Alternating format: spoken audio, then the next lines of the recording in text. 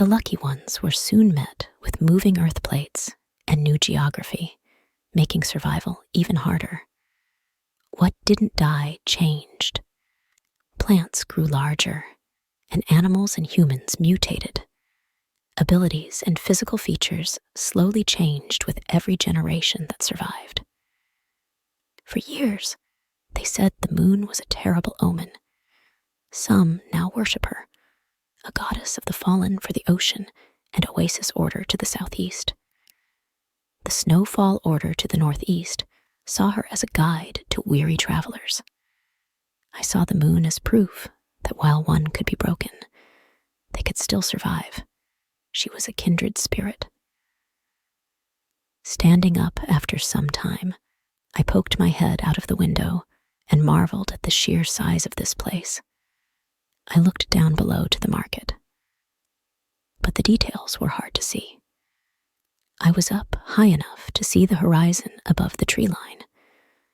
This place is not a tower, but the highest point of a fortress built into a massive hill. From a corner of my memory, I had known a little about the Eagle Point Order before, only that it was heavily guarded and shrouded in mystery. Stumbling on their territory while heading north was only because I had no idea where their boundaries were. While the orders didn't have a fence line exactly, signs marked the trees if a community was nearby. That way, travelers could make their own choice if they dared to press forward or turn away. Bringing my head back inside, I flicked my wrist and fingers in the air to form a small flame. Rare for most men to have this ability, even rarer for a woman. Lighting the candle, I diminished the flame in my hand, and the tiny flame danced with a fragile pride. Hiding this ability helped me survive.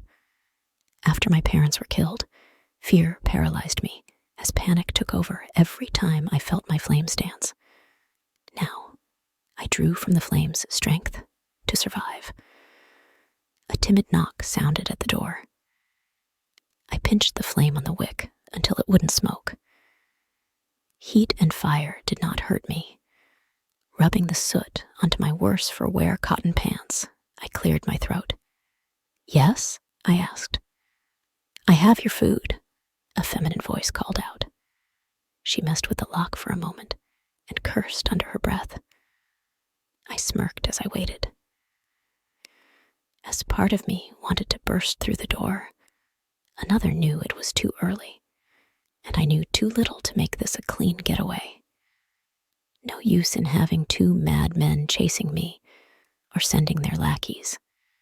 I only have enough patience to deal with one, and even that waned.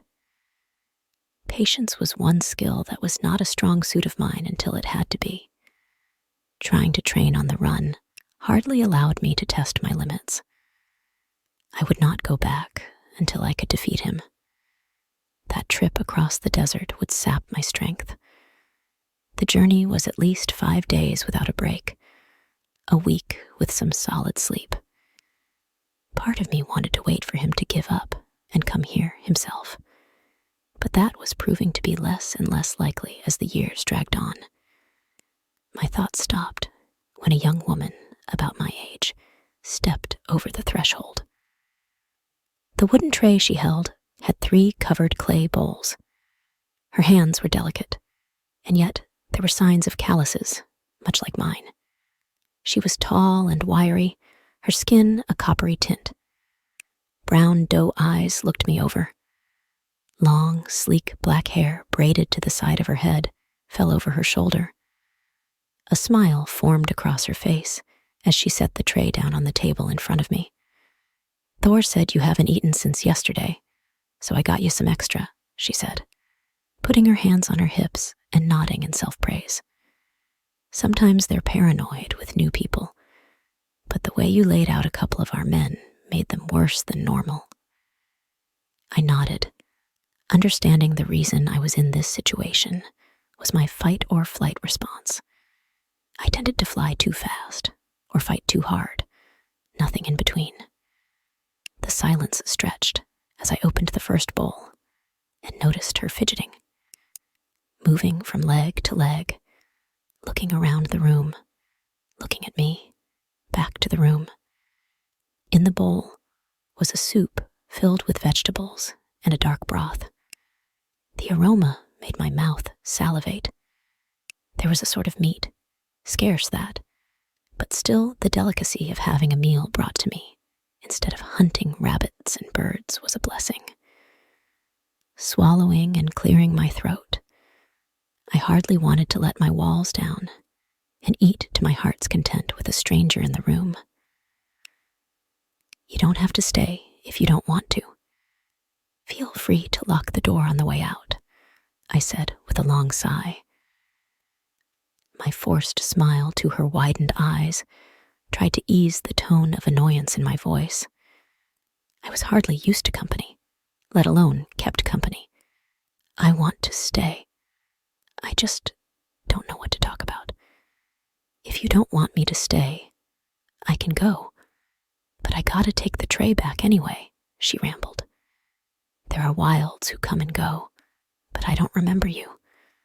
Sometimes wilds trade with each other, since we can't get around from territory to territory easier. I'm aware, I added dully. I try to stay out of sight. Much good that's done me.